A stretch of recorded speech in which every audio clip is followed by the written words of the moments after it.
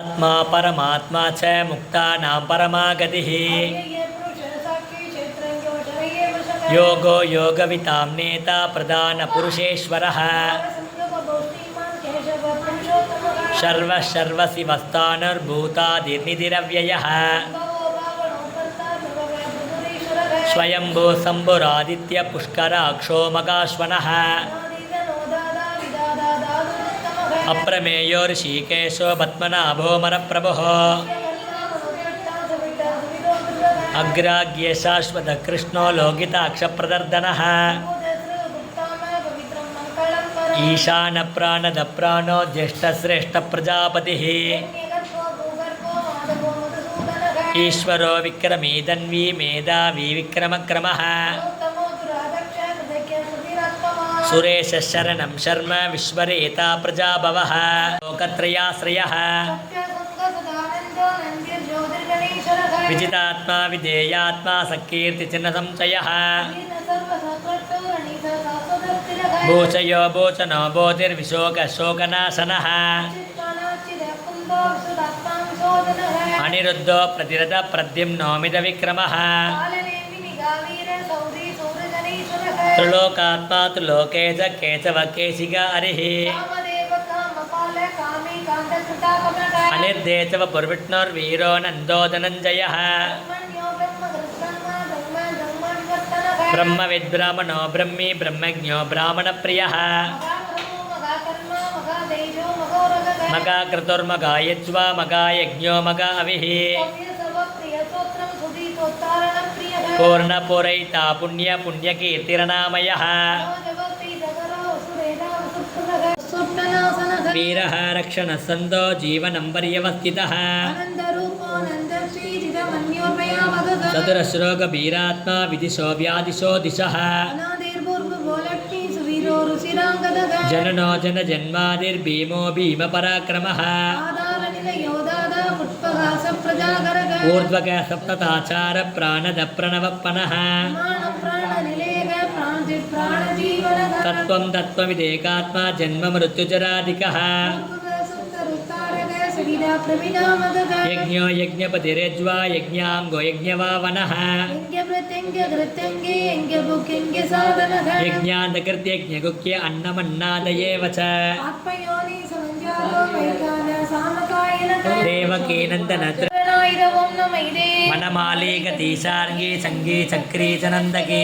श्रीमान्नारायणो विष्णुर्वासुदेवोऽभिरक्षतो वनमालीगतीशार्गी सङ्गी चक्री च नन्दकी श्रीमान्नारायणो विष्णुर्वासुदेवोऽभिरक्षतो वनमालीगतीशार्गी सङ्गी चक्री च नन्दकी श्रीमान्नारायणो विष्णुर्वासुदेवोऽभिरक्षतो श्रीवासुदेवोऽभिरक्षतु वोन्नम इति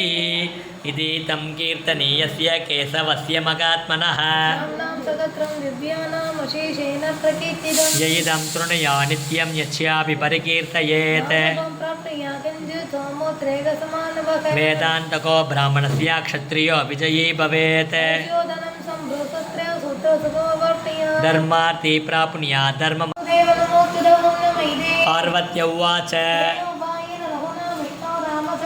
पठ्यते पण्डिते नित्यं श्रोतुमिच्छाम्यहं प्रभो श्रीराम राम रामेति रमे रामे मनोरमे सकर्त्रनाम तत्तुल्यं रामनामवरानने श्रीराम राम रामेति रमे रामे मनोरमे सकर्त्रनाम तत्तुल्यं रामनामवरानने श्रीराम राम रामेति रमे रामे मनोरमे सकर्त्रनाम तत्तुल्यं रामनामवरानने श्रीरामनामवरानन वोन्नम इति बुद्ध्यात्मनाभाकृते स्वभावात् करोमि यद्यत् सकलं परस्मै नारायणायेति समर्पयामि श्रीमन्नारायणायेति समर्पयामि श्रीमन्नारायणायेति समर्पयामि ॐ नमो भगवते वासुदेवाय धन्वन्तरये अमृतकलशहस्ताय सर्वामयविनाशनाय त्रैलोक्यनाथाय श्रीमहाविष्णुवे नमः वैद्यनाथाय विद्महे अमृतकलशहस्ताय धीमहि तन्नो धन्वन्त्री प्रचोदयात् बालाम्बिके स वैद्ये स पवरोगहरे दिश जपे नामत्रयं नित्यं मगारोगनिवारणम् अच्युतानन्दगोविन्द